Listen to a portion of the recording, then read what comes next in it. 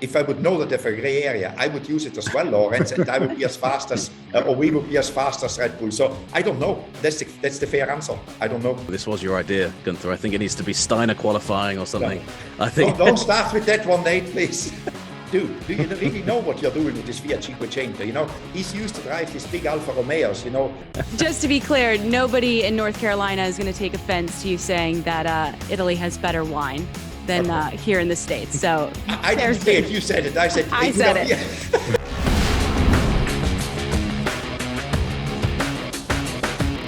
Welcome back to Unlapped. As always, Katie George, Nate Saunders, Laurence Edmondson with you. And today we have a very special guest joining the show, Haas team boss, media darling, and newly minted author, Guenther Steiner. Guenther, it's so good to see you. Thanks for being with us today. Hello to everybody, and thanks for having me. Yeah, we're so excited to have this conversation. And you shouldn't have to see these two guys right now because of the early season break. And yet you agreed. Here you are. So you must like Nate and Laurence. Is that fair? I mean, you know, you have to like them, I would say. You know, if you work in Formula One, you're always, if you don't like them, you shouldn't be around Formula One, you know. So, I mean, for sure, I cannot choose everybody, but no, they are good guys, I would say, you know. I'm pretty happy to be around them, Katie. Nate, do you accept that review? Yeah, that was pretty good. I was expecting a lot worse, so I'll take that. I tell you the truth afterwards anyway. So. Yeah. I mean, I know it's a political answer, so we'll get the real stuff. We'll get the real stuff when we're back in the paddock. Laurence, you know how engaging Guenther is to cover in Formula One. What excites you most about this conversation? Well, Guenther's our first team principal to join the podcast. And the nice thing is he doesn't really need any introduction. I think everyone knows who Guenther is. He's been the star of Netflix. So, yeah, I mean, we should have a good hour of chat or so here, just talking around F1. Is it true, Guenther, you've never actually gone back and watched Drive to Survive? Completely true. Why is that? Why is that? When the first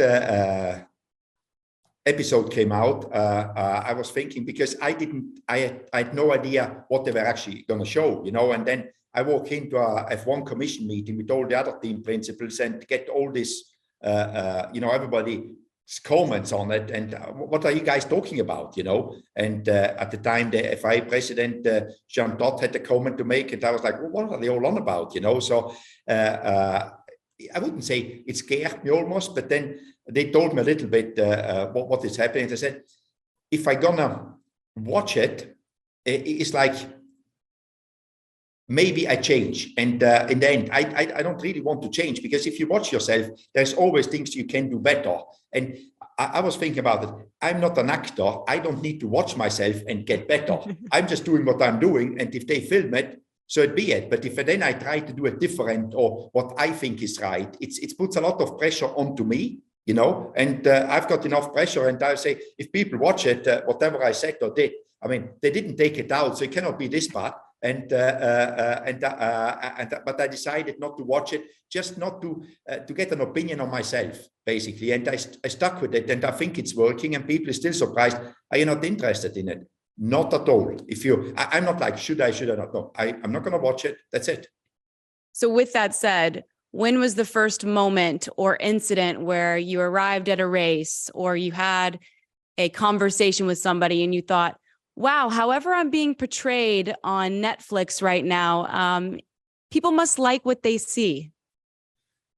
I think the first thing when I got the first comments was not like they like what they see, what they're actually doing, you know. And that was my family, my wife, you know. It's like, hey, and she knows me a long time now, you know, we are married a long time, so she knows how I am. But I would say in the beginning, she wasn't very proud of what they showed, but then I think she got used to it as well. So, and then you just get that feeling that people say they believe it's honest. Because first of all, people think you are playing up to it. You know, you're playing up. I'm not playing up to the camera. And that was clear to me when, in the beginning, some of the team principals said, oh, we put so much effort in and they show us so little in the episodes and so on. And I was like, guys, I don't put any effort into it. My only effort is to put a mic on, and then I go and do my job. And it's true. You know, obviously then is the days when you spent with them when I climbed the mountain. But again, I wanted to climb that mountain. I didn't climb it for Netflix. I wanted to do it, you know, so I did it. But obviously that is time you spend, but I enjoy it. I always did things which I enjoyed to do with them, which I did anyway. So for me, it was no big effort to play up. And it's, I mean, I think it's authentic. As I said, I haven't seen it, but we got Stuart, which has seen it, you know, he's the censors everything what should be in or not, because somebody has to do it. And he knows he's with me around. Stuart is our PR, our comms director. So he's around with me and he knows how I am. So he says it's authentic. And so we often see you walk down the paddock and you're being chased by a boom mic and 2 cameras or so. Is there ever a moment where you just say, guys, I need at least kind of half an hour or so to myself, or this bit you can't do? You take that, Laurence, is pretty easy. You know, you can avoid it. You know, it's not like when you're out there and walking, it doesn't disturb me. You know, it's like that doesn't care. But I know when I want to be on my own, you manage it. You know, it's not this difficult. You know, so when they're around, and I think you guys see it more than it actually is of your daily routine, because you see them when I'm walking down the paddock, but when I'm in my office at the racetrack, there's nobody there, you know. So it's and sometimes it's quite funny, because I mean, by now I know all the guys, so you can have a good laugh with them about it as well. What do you think is the next step for that in terms of where cameras are allowed to go? Because I think one of the standout scenes of the last series was that meeting you all had in Canada. And I love the role you play in that, because you've got Christian and Toto kind of bickering, and you probably remember it. You probably haven't seen it back as you've said, but you're kind of just antagonizing, definitely Toto, just you know, mentioning let's go porpoising, stuff like that. There was such a fascinating insight into those kind of meetings. Right. Do you think other team bosses will continue to want those cameras to be there for those moments? Because like you said, there is a feeling in that scene, especially, that you wonder if the cameras weren't there, would that meeting have gone the way it did? Is it healthy to have the cameras there? Does it you know, make people say things they wouldn't ordinarily say? I mean, what do you think the next kind of steps will be? I think it's a fine line, because sometimes you could use this for your own publicity, but sometimes maybe you do the complete opposite. You want to get unnoticed and you say nothing. You don't contribute to the actual meeting, what we are there for, because it needs to stay real. And I think it's very difficult to have 10 team bosses, the FIA boss, the F1 boss, all these people there, and they all behave naturally. I think it's very difficult to achieve that one. So I could go either way. If the camera is there, some people will play up to it, and some people will just not contribute to the meeting because they don't want to let people know what they are actually wanting to achieve out of it. So it's in between, and I don't have the answer, Nate. It's so fascinating, though. I'm glad that they gave us a snapshot into that team boss meeting, because as fans at home, you die to be a fly on the wall. And so maybe not every meeting is filmed in that way, but it was nice to at least have access to that moment and get to see a real life, realistic, vision of what you guys are actually going through in the conversations that you're having. Let's dive into this season, 3 races in.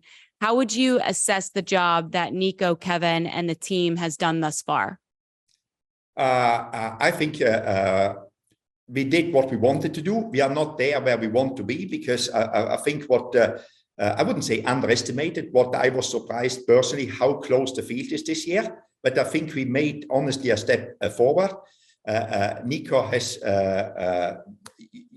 the ground running. I mean, it's unbelievable how quick he felt at home in our team. And how quick he delivered as well. We need to say that as well, because he was for 3 years not a full-time driver. We never have to forget that one. So I think in general, everything is good. Obviously, I would like to have better results, but the competition is so tough this year. I mean, you have no weak team anymore. You have clearly 4 teams which are stronger than the rest, but the rest is so close together. There are other 6 teams. So you never know at any race weekends who will be the best of the 6. Very tough competition, but all in all, I'm very happy with the team, the step we have made from last year to this year, but we need to keep on improving, we need to keep on pushing, because it's just very tough out there. Yeah, definitely agree with you about Nico. It looks like he's barely been away. I know he had a couple of sub appearances in there. It really justifies the decision as well that you made. I know it was talked about so much last year about dropping Mick, and going to two experienced drivers. So it must be nice that has almost immediately paid off, and you can immediately say, well, look, having two experienced guys means we're getting results out of both cars. You know, if one guy's not doing so well, you know, the other guy might be up there in the fight. Absolutely, and as you say, Nate, last year there was criticism, skepticism, all of it, you know. But in the end, what we have to do, we have to look after the team. And at that time, for us, what we needed is experience to take the team forward, you know. And the experience just comes with time. And Nico had that time in a car, and he was in very similar situations in the teams he was before in the midfield, where he could contribute something to make the team better, and he's doing, you know. So I think for us, it was the easiest way to get performance for the team, you know. Obviously, we need always, the car you need always develop, but to make a step in our performance or go back to where we left off in 19 a little bit, was to get an experienced driver in again. Obviously, as you say, I'm very happy that it all worked out. You know, I could say, oh, it was just the right decision.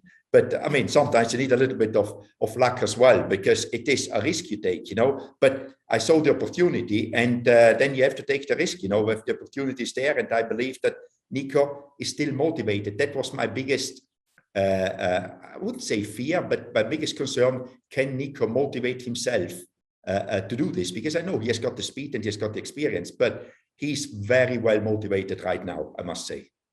And have you seen more motivation for Kevin as a result as well, now that he's got someone in the car who's, you know, going to get closer to the limit of it? Yeah, I think for Kevin it's a good thing as well. Obviously, Nico has outperformed him in qualifying, and no driver wants to be second to his teammate. You know that well enough, you know. So for sure, he will pull his socks up, you know, trying to beat him. And there is a good benchmark there for him to get where Nico is, because the tool can do it. So he needs to work to get there. And I'm sure that Kevin will be working, because I mean, Kevin is still relatively young for Formula One these days, you know, and he wants to stay in Formula One. He left more than once already. I think another comeback will be very difficult, you know. So I think for sure he's putting a lot of effort in to be as good as Nico, if not better, you know. So hopefully it works out, and that would be fantastic for the team. Sorry, Casey. No, go Nate. It's been quite fun seeing how they've kind of downplayed, you know, obviously everybody talked about that moment in Hungary a few years ago. It's been quite great. You know, we asked them both about that in preseason, and they're just kind of so chilled with it. You can tell that, you know, you've got two guys in who are experienced, but also you've had Kevin, who's come back from being out of Formula One. You've had Nico, who was out of F1 for a bit and come back. And you can tell just how much of a mindset shift that has for a driver. You know, I think just the things you think about, the things you worry about are probably a lot different.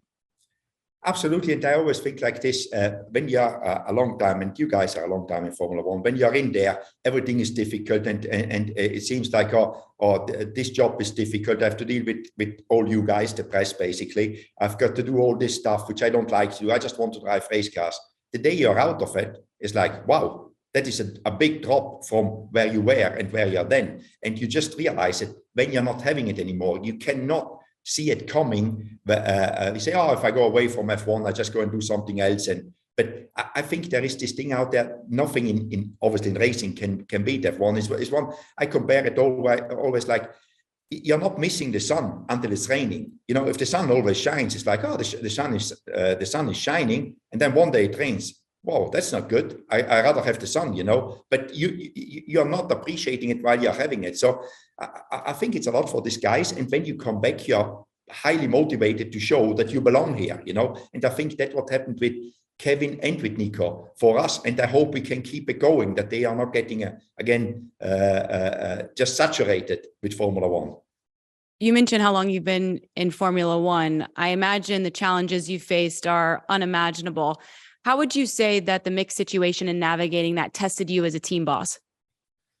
It was a very, I would say, strange situation, because normally you don't have to deal with it. But then again, it tests you. But, you know, every test, I like the challenge, you know. I need to sort it. I need to do the best for the team. And that's what I'm doing. I'm not doing it self-serving. I do it for the team, serving the team. And I know I'm still highly motivated that we have got a good way in front of us as a team to have success. And that is what we need to do. As much as people try to make it difficult for you, every day I get up to, okay, if you want to make it difficult for me, I go again, you know, I'm not giving up. I'm not giving in here, you know, I just need to get this done and to the best of everybody, also for Mick, you know. Yeah, you mentioned how close the field is this season, bar one team, and Red Bull have kind of been the talking point. I just wondered if we could shift onto that, because I saw some quotes from you recently that were very interesting. There's been, like there seems to always be when a team's dominating, all the other teams, or at least the teams close by, are like, well, you know, maybe there should be a rule change or something. You know, there's that suddenly starts coming out in the media. And I think that I'm paraphrasing exactly, but you said that, you know, the show shouldn't be sacrificed just to rein one team in. You've got to keep things genuine. How impressed, first of all, have you been by just how far ahead Red Bull has been, and realistically, how long do you think it will be before they kind of drop back to the rest?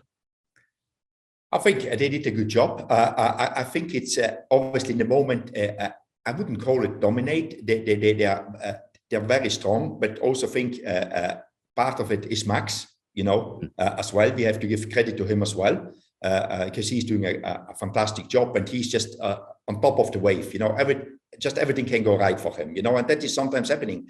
But I'm going back. It's like we had domination for 7 years from Mercedes. You know, we didn't get bored of it. Obviously, everybody complained. We didn't change rules for it. So we need to be fair, and people always forget. Be careful what you wish for, because at some stage it could be you in that position, and then all of a sudden they change the rules on you. I want to see if you have the same opinion then, like you have got now. So always, I think you have to. And on these things, I'm very. Maybe because I've seen a lot of things, and it's like careful what you wish for here, because going back to your question, they will be reined in, because the development on the engine is frozen now, except obviously reliability.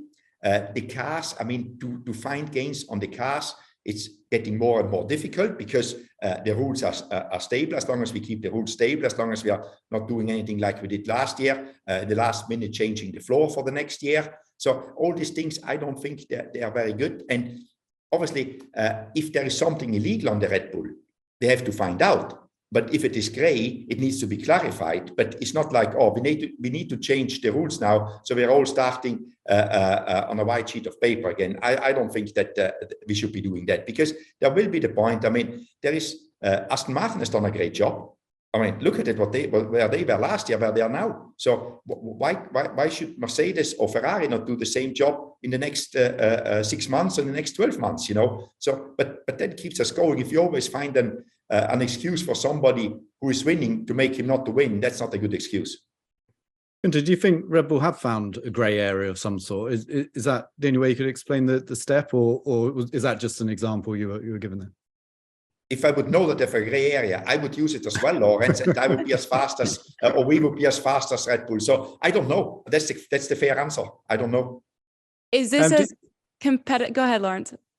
No, I was just going to say these regulations. Obviously, we've got the cost cap, we've got the aero testing restrictions, and do you think it will eventually bring everyone closer together, or is it just the nature of F1? I mean, you've been in this job for so long now that you always have those teams that are that step ahead. Yeah, I think it will come together. Will you have completed that at any weekend anybody can win? I don't think that will happen in F1, to be honest. You know, but will the cycles of somebody dominating be shorter? I think so, and it will bring the field together. And we have got the perfect example this year already. You know, the 6 teams behind the 4 big ones. I mean, how close are we there? I mean, you guys don't know how much on pit wall, when you look at it, you're like, wow, a half a tenth, sometimes less than that, decides of 3 or 4 positions, you know. That shows how close it is, you know. So at some stage it will come together, but there will be always somebody doing a better job. And so it should be, you know. I'm not a big believer in that it's a complete lottery who wins.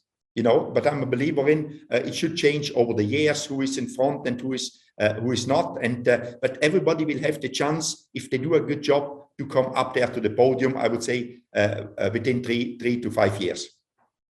Guenther, it was recently reported that most all of the F1 teams have agreed on a new sprint format, and we've heard that you were somewhat of the brainchild behind that idea. Why is it time to change the sprint format? I think the time to change the sprint format is this: the practice session on Saturday morning. It was just like, if I didn't want to watch it, to be honest, because it was just like, I mean, there's nothing happening. Yeah, you can test the tires, but you cannot set the car up anymore. You cannot touch it anymore. So you're just going really in circles without learning anything and not giving any excitement to the fans. And we are here to race for the fans and not to go in circles when we don't even enjoy it anymore, you know. So I'm just speaking casually with Stefano. I said, maybe we should try to do something different to make it competitive. And Stefano, for sure, wants to do that one as well, because his job is to make the sport attractive for the fans, not for ourselves. So, and it started there a little bit. And then hopefully we can bring it over the line already for Baku. I think we need to lean more into the fact that this was your idea, Guenther. I think it needs to be Steiner qualifying or something. No. I think don't start with that one, Nate, please. But just on that, because that's fascinating in itself. In terms of those meetings that we talked about, in terms of bringing an idea forward like that, do you go to Stefano first and then pitch to the teams, or do you kind of float it with the teams and see kind of what the temperature of the room is? How do you, because there's so many different kind of egos, there's so many different people with different agendas. How do you kind of bring an idea like that to the table? And actually, do you have to kind of make concessions to some people and say, okay, we won't do this, but maybe this is the main idea? Talk us through kind of how the pitch went, I guess. No, this is human. You need to make sure that you've got somebody who tells you that it isn't a complete stupid idea, because then you don't want to bring it forward, you know. Yeah. So first, make sure about that one, you know. So because, you know, sometimes I can come up with pretty stupid ideas as well, you know. So no, and this one, just as I said, casually speaking with Stefano, because I mean, Stefano, we are pretty good friends, you know, Stefano and me. So it's just a casual talk, and what is right and what is wrong. That doesn't need to be the emphasis on how can we do better. It just came out like this, and I think it got legs, you know. And I then said it to the press at some stage, because maybe I was a little bit frustrated after a FP3 or whatever you want to call it, the Saturday morning session on a sprint qualifying weekend, and I just throw it out like this, and somebody picked it up, and then it got legs all of a sudden, you know. So, but then obviously it's not my job to make the show better. It's FOM's and Stefano's. But if I think Stefano is open to anybody, not only me, to anybody in the world, if they have to add something which can make the show better, to bring it forward. When it was presented to the team bosses, was it well received, or was there pushback from some? I think how that works is normally everybody's like not commenting, thinking about it, a little bit of the content. There will be never a big no, and never a big hooray, let's go and do it. You know, there's always, you know, a lot of undecisive thoughts is something new, and then but I think when Stefano explained why it should be done, I think nobody was against it. Christian said in Australia that it was ludicrous to have the first sprint weekend in Baku because of the nature of that track. How concerned are you about a big repair bill at the end of that weekend? I think we're all a little bit concerned, but that gives excitement to the sport as well again, you know, and it's down to everybody's having the same risk. You know, I always say nobody's singled out there, you know, and Christian actually is in a good place, because normally his car starts in the front. So his risk is less that his car get involved in an accident. So it's more us guys, but it's part of the sport, and we cannot always predict anything negative to a single team happening. I mean, I think Alpine didn't want that accident at the restart in Melbourne. You know, they were not counting on that one, but it happened to them in Melbourne. I mean, we had a lot of accidents last year. It just happens, you know, and it's part of the sport. And if we try to avoid everything unexpected, it gets boring pretty quick. Well said. And as we've mentioned before, you are such an engaging person on the grid to watch, and I don't know how much you know the relationship between you and Mattia Binotto were shown on Drive to Survive this recent season. But watching your all's relationship, I thought was pretty incredible. And it made you realize how much I think as fans, we would miss seeing Mattia in the paddock this season. You two went to his vineyard, his winery. Was that already planned, or did Netflix kind of pre-produce and ask you guys to go hang out together? And how did the two of you become so close over time?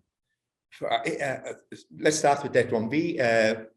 I met Mattia first when I was at Red Bull in F1, and he was the head of the customer department for engines. And we just got on always very well, and we always kept in touch. When I went to the States, we always kept in touch. And when I started the Haas project, when I went to see Stefano, Mattia got involved because he was in charge of the engine department. So it all got going again. And then with the wine stuff, I did my own wine. I think it was 2006, a long time ago. Okay. And I think I gave Mattia a few bottles, and I think maybe he got the idea from that. I want to do some wine, something as a hobby. And then he just wanted to show me how he's doing it, and then where it came out. And then obviously Netflix got a sniff of it and said, can we do something together with you when you're going there? And then obviously it was, we did the Fiat Cinquecento thing as well, came out. It is the car is owned by a guy which works at Ferrari. It was his father's car, and he restored it. He said, I give you my car. And then, these things get legs and it gets more and more exciting. So, and that's why we did it. But it was like, I wanted to go and see where he's doing his wine just out of interest. And then we just did it together one of these days. And it was pretty good fun. Is he a good driver? I don't know.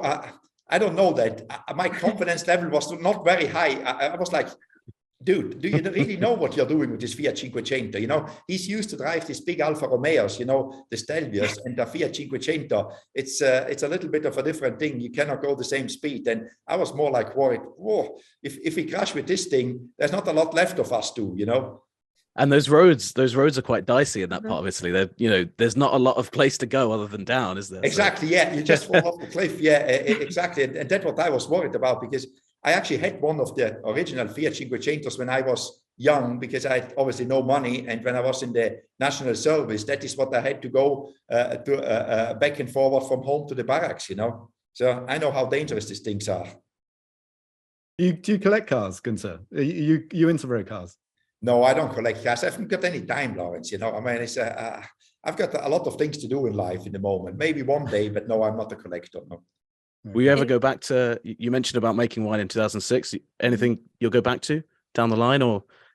I would like to, and I'm looking into it, but I want to do it in a different way, maybe, because when you make your wine, and Mattia, I think, is learning that as well, if you want to get it right, you need to get involved. And if I just tell people to make me wine, you're not happy because you had no involvement. It's just like labeling a bottle, and that's no fun, So, and because I live now in the US, and you've got North Carolina wine, but my part or where I come from is very good wine, so I would need to be present there more. And then the other thing with winemaking is when you go and test your wine, you're normally, you feel it the day after, so you're not losing only one day, you're losing 2 days, So I'm a little bit afraid of it in the moment, a little bit, but maybe one day I go and get something done, because obviously now the challenge is out, depending on how good Mattia's wine works out, you need to beat him. Huh?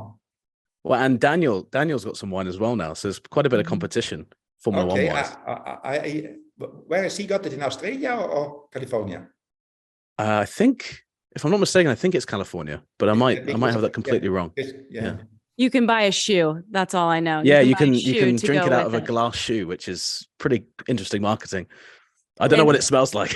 Yeah, I think it's just a regular. You get to smell with it. It's the smell included, Just to be clear, nobody in North Carolina is going to take offense to you saying that Italy has better wine than here in the States. So I didn't say it. You said it. I said it. As someone from the States, I'll say it on your behalf. You mentioned how busy you are. I would like to pitch maybe just expensive wine tasting, you and Mattia just traveling around the world. I think that in itself would be a phenomenal TV show. But you have somehow managed to write a book amidst all of your duties as a Team One boss. I believe it comes out on April 20th. It's titled Surviving the Drive. How did this endeavor come about, and what was the process like for you putting something like this together? I mean, you have heard already a lot of things like they just come to me, they just happen, I don't put any effort in and things just happen, I don't know when it was exactly, but it was in 21. I got contacted by, I didn't write the book, a ghostwriter wrote it, James Hock, he wrote it. And he contacted me out of the blue. I had no intention, never thought about writing a book or anything.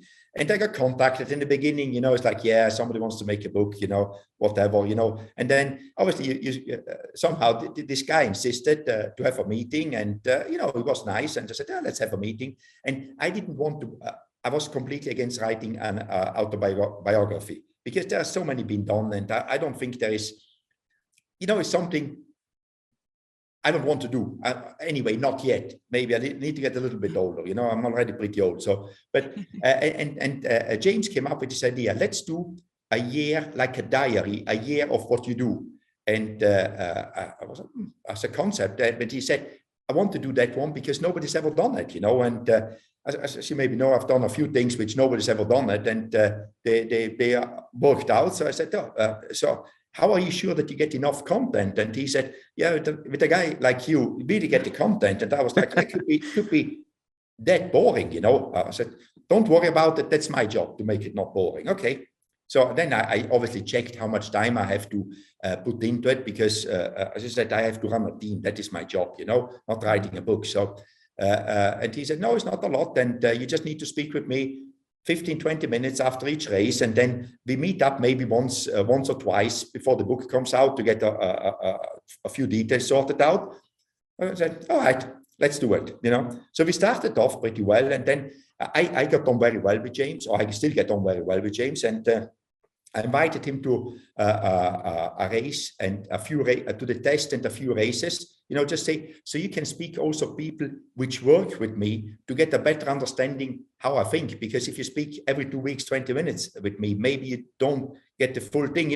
I normally, when I do things, I try to do them right, or at least I put the effort in. If they work out, if they don't work out, at least I can say I put the right effort into it. The effort should never be the problem. So he came to a few races, and as I said, he spoke with quite a few people in the team, and was very surprised. And then I think he wrote the book, and I obviously read the book because they asked me to do the audiobook as well. So, wow.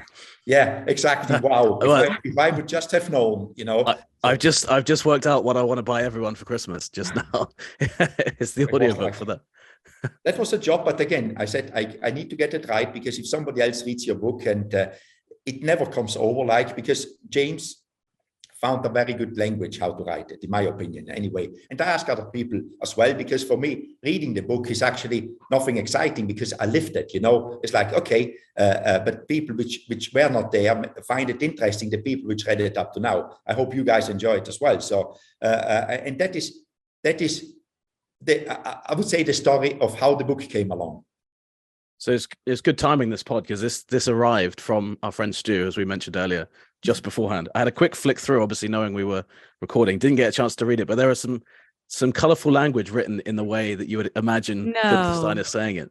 So I feel like he's got the tone spot on, but it also, just, joking aside, the amount of detail that there seems to be in there just from flicking through, it looks really good. So I think for Formula One fans, I think that a lot of people are going to want to read it. And it's so difficult to get somebody's personality right through the written word. You mentioned about Netflix and being natural. So pretty impressive job to actually to get you right, and having written it down and not have video to rely on. No, absolutely. As I said, James did when I got to read it the first time, which was only a month or 6 weeks ago. I was quite surprised as well. How good he catched it, because when I read it on the audiobook, it wasn't difficult because it is my language. So, and also what I also wanted to be, the book needs to be real. It cannot be just made up, or everything which is confrontational or difficult to tell taken out.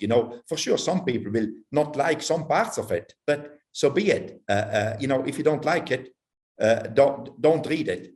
I don't say don't buy it, just don't read it, still buy it, Buy it and don't read it. Exactly, don't read it, yeah. So, but it's like, it's the same thing. I continue to say, if I watch a movie and I don't like it, I don't watch it to the end and then critique what is in the movie. No, I switch it off because I don't like it, and it's the same for me. If somebody doesn't like my language and or what I did that year, it was done because it's the truth. It's not a novel, it's the truth. It happened anyway. So if you don't like it, it happened anyway. It's the past. So I cannot make it right anymore. It's too late now. So if you don't like it, just move on. That's awesome. When you look, advice to live by, I think. Right there. When you look back at the 2022 season and the diaries and the portions that were included, what are some of the best moments that come to mind? And maybe what's a moment that you regret how it went down? I think the best moments were in 22 that, after 2020 and 2021, we had 2 difficult seasons. And in 22, we could show again that we are back. That was not one moment. That was the whole season now in retrospective, what I would say. But it was pretty clear from the beginning of the year.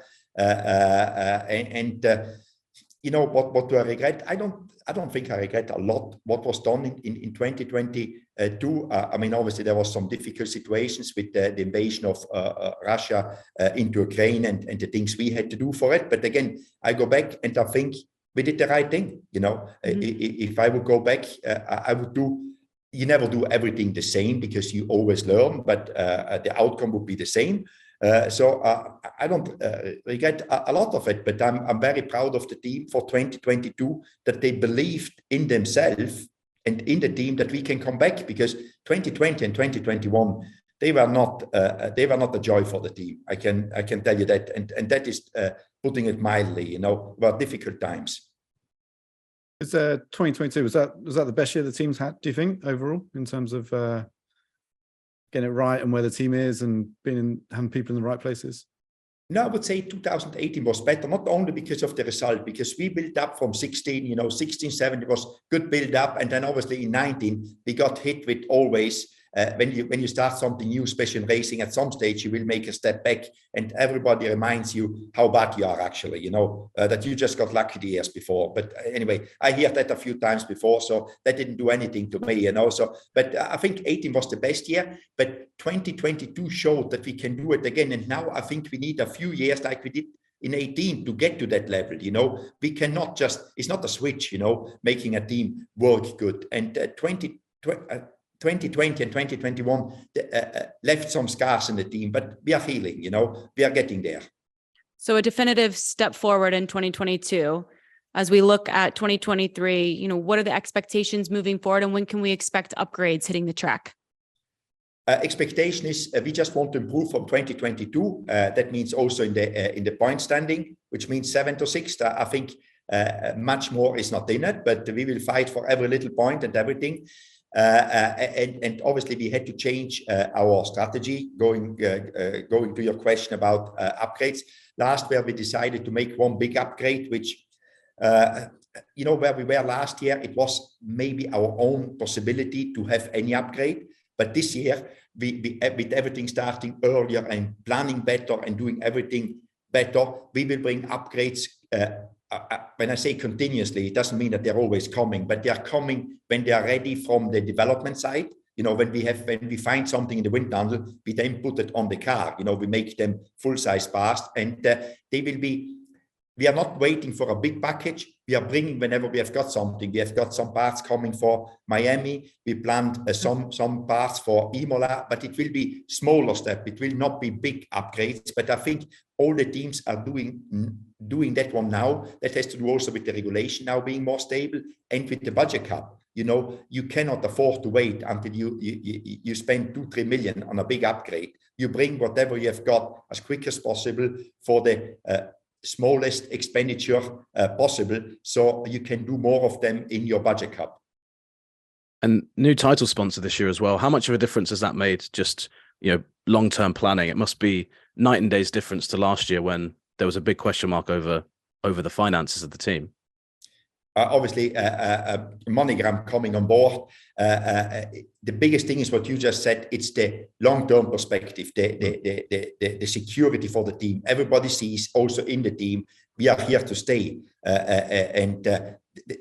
They just bring stability. In addition to Haas Automation as being a sponsor, a big sponsor for us, MoneyGram has brought a lot to it. And they are very enthusiastic about what they're doing because they can see it is working for them, what they invested. And I think they were very smart in coming on board when they came on board, because F1 is growing in the States. They came on board at the right time, I think. And they just saw, they had a vision. I mean, their CEO and CMO, they had a good vision where they want to be to bring their brand out in the global world, being an American brand, but operating globally. It is a very good platform, Formula One. Obviously, the drivers, real quick, obviously the drivers are the two biggest marketing pieces when a company looks to invest and partner with the team. I would now say that the team boss is also a part of that marketability. Instead of two personalities, now you have three. Is that a fair assessment? Do you see yourself driving and moving the needle a little bit, as well as other team bosses for other teams now? I'm not going to drive the car, Katie, but I think I take you along next time when I negotiate my package with Mr. Haas, so to represent me there, So no, I think it has got more part of than in the old days, the team bosses, but there were always people out there which were very visible as well, think on Eddie Jordan, Ron Dennis, they were always very visible as well at the time. Jean Todt. But maybe because we are exposed more to Netflix, people take more notice of us, I would say.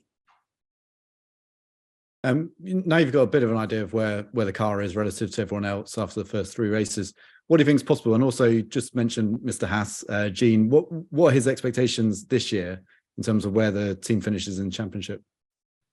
I mean, his expectations are as much as the team's always getting better, and for him, it's just like he knows that it's a difficult journey going up in the standing, but he is demanding improvements. He puts the faith in us, and we normally deliver if we are not faced with strange circumstances. So his expectation is that we get better, and where we are at in the moment is it's so tight that. Any weekend, we could be anywhere. We could be 5th fastest car. We could be 10th fastest car, which means last. I mean, if you keep things going, maybe you could sneak a podium for Vegas. I mean, that would be an idea. That would be a dream scenario, right, for an American team. Obviously, I'm just I'm talking about my dream scenario. There would be Haas on the podium. I mean, I'm with you. Yeah. I can keep on. I can start dreaming with you. I mean, the only risk would be, I think we would lose half of the team afterwards in Vegas for a week or so. So that is the only danger with it. But no, I mean, I think a podium. It's if you talk like this, you're not realistic. But if you're there and about, at some stage it will come, And if we fight in the 5th position as a manufacturer, 5th or 6th, there could be an opportunity. Like in Australia, we were not very far off it, So this is the opportunity to take, but you need to be always there. Can we fight for a podium if everything goes normal and a race where everything goes like it is said? No, but races are not like this. That's for they are interesting, because there is always something can happen. And when something happens, you just need to be around. I mean, there have teams had podiums in the last years. Alpha Tauri, they had a win. There was people which had a podium but unexpectedly. We were not lucky yet, but at some stage, maybe with a little bit of luck and our own hard work to put us in the position, maybe we can do it. With Vegas being added to the calendar, that obviously speaks to the growth here in the United States. You living in North Carolina, you have seen it firsthand.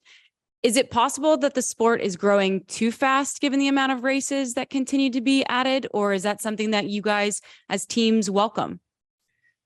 We welcome it, and I think I'm not speaking for F1 now here, but I think they are aware of we need to stabilize what we have got now. We cannot keep on just throwing races in to have potential more. I think in the moment we need a period of stabilization, that people keep on watching it, and then we can think of expanding. And I think, again, I don't want to speak for F1, but I think that is their thought behind this as well. I think Vegas is giving a big bump again, but then I think we need to see where we are at in 2 years with race in the US. But we never have to forget, in Europe we have got, I think it's 7 or 8 races this year. And you would never say, oh, we shouldn't have a race in Spain because we have got one in Austria. People forget how big the United States are. They are one nation, but they are a big one, So a race in California is a lot further away from California, is a lot further away from New York than Austria from Spain. We never have to forget that. So I think there is room to grow it in the States, but I think we need to get a stable following before we expand first. You joked about losing half the team to Vegas, maybe. Have you ever been to Vegas on a holiday or anything, or will that be your first kind of extended spell in that city? No, I've been a few times to Vegas. I was there when I was in NASCAR. Obviously, I was there, and I actually was there when F1 had their presentation of the race last year in November. I was there, and I was amazed how many people showed up just for that event. It was they had the Red Bull and the Mercedes car driving around near the strip, not on the strip, near the strip. But there was more than 20,000 people there just attending that event. I was surprised. I was blown away, basically. Because you were also in COTA, weren't you, for the NASCAR race quite recently? I heard you on the commentary. Sounded very good. Did you think that F1 and NASCAR kind of can do a bit more together, can work together? Obviously, Gene's got the NASCAR team as well. We've seen a couple of times you guys have stuck an F1 driver in a NASCAR or something, but can the two sports actually work a little bit closer together to boost both brands? Yeah, I think that could be done. And therefore, obviously, when I was asked if I want to be a guest on their panel, it was like, is this good? And I think in general it's good for motorsport in the States. I think some people watched in just to see how little I know about NASCAR, and I think they were surprised how much I know about NASCAR. But obviously I asked also FOM, and FOM said, no, that's good. That's good. In the end, motorsport enthusiasts, I don't think they divide. I'm just watching NASCAR, I'm just watching F1. There's a lot of people which cross over, So I think it was a good thing. And if there could be done something more together, I wouldn't mind to help. But again, I cannot be everywhere, and I don't want to interfere with everything. I've got, as I said, a job to do in itself, running an F1 team, and I'm still not the best at that, So there is room for improvement there. So I focus on that one. I think your presence, though, showed great synergy, which was great to see in motorsport. I think you have such a unique perspective, having entered into F1 back in 2001. And obviously, we're in a much different place now with the sport. Is there something when you think back to those early days that you miss about the way that things were done? And then is there something, an advancement or improvement now that you experience that you're so glad that the sport got to that point? I think it's a combination. You always miss the good old days. And I think we normally are you're still young, but you normally miss them because you miss being young. That's one of the things that's a nostalgia. But I think the good old days, that was nice. Everything was, I wouldn't say easier, less thought through. You had to think more on your feet and less organized. Everything now is very meticulous, you could be more creative in the old days. But then I think the world has gone a good way to make a lot of things better, for society and for everybody. So I think it's a mix. Nostalgia says, if I just would be in the early 2000s or in the late 90s, it was pretty cool life, and now everything is so followed. But we are the people which want to get better, and society, it needs to get better for everybody. So I think there's not any particular thing what I say was a lot better or is better now, but I enjoy it either way. And I think I always try to stay current with what is going on, and then you enjoy it. If you are always thinking back too much, how good were the old days, you're getting old too quick, in my opinion. I try to stay current, what is happening in the world, what is happening, how people are doing things. I try, sometimes I struggle, because it's moving fast, the world, and F1 especially, but that is what I try to do, and enjoy everything what is happening. Is there more pressure, or is it just a different pressure? It's different. That's the right explanation. It's not more, it's just different. The pressure is always there because now everything you do is seen. Like 20, 30 years ago, you could get away with some of the stuff. Now there is no getting away of anything. And Stefano's come in with quite an open mindset, hasn't he? To let's embrace change. The sprint race being an example of that. How important do you think Stefano's mindset is right now for doing all those things you mentioned, on capitalizing on that growth and making sure that this boom isn't just a short-term thing, it's a long-term thing that you can build on? Because he seems to have his mind in the right place for where F1 is right now. Absolutely, and I think Liberty taking over was a very good thing in general, and then bringing Stefan on board was fantastic, because he knows F1, he knows all the players. He was out of F1. He knows the real world as well. He was CEO of Lamborghini. So he worked for a big corporate, Volkswagen. So he knows a lot of stuff, and I think he knows where they want to go. He has a good vision of where Formula One should be, and not going back because it worked in 2000. It still needs to work. No, we need to make it interesting for new generations, for younger people, to get more of it. And I think he's doing a very good job by keeping his a very open mind about things. And I'm not just saying it because Stefan is a friend of mine. I honestly, and every time we speak, we enjoy talking to each other, just without any pressure, and just thinking how could this actually be developed? And there is no afraid saying, no, that idea couldn't work, or I think you're wrong here. It's just like, okay, and move on. So I think he obviously is bringing a lot to F1, and I don't know how much you know the guy, but the guy is relentless in working. He keeps on working and just going through things and try to make them happen. Like you as well. Before we had you laugh and scoff, before we let you go, through our analytics, we have learned over time that there are a lot of Guenther Steiner listeners and fans on our show. So I would ask you to give those listeners a message and maybe a pub for your new book. A message is, obviously, if you like to listen to me or watch what we are doing, I think it's real, and also the book, it's real.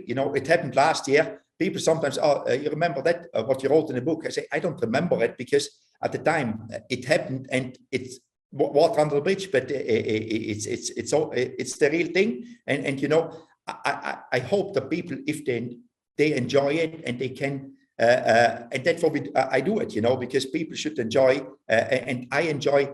Motorsport gave me a lot. Racing cars gave me a lot. And if I can give something back in that way, that people are entertained by it and enjoy watching it and read about it, that's good enough for me. I appreciate it. Everybody who spends the time to read the book and hopefully has fun with it. Will you come back and join the show in the future? Yes or no? Yes, if Stuart lets me. So you see, I blame immediately somebody else, and you learn that in F1 as well. Just try to get it off your responsibility. No, I will come back without joking. Yeah, don't worry. We appreciate the time as always. Thank you so much for joining us. And we know that we'll go through Stu as well, a good buffer for you. Thank you so much, Guenther Steiner. Best of luck with the remaining portion of the season. And remember, if you're watching on YouTube, like this video, leave us a comment, and don't forget to subscribe to ESPN for more F1 content. If you're listening, hit us with a 5-star review wherever you get your podcasts. Guys, thanks. Cheers. Thank you, guys.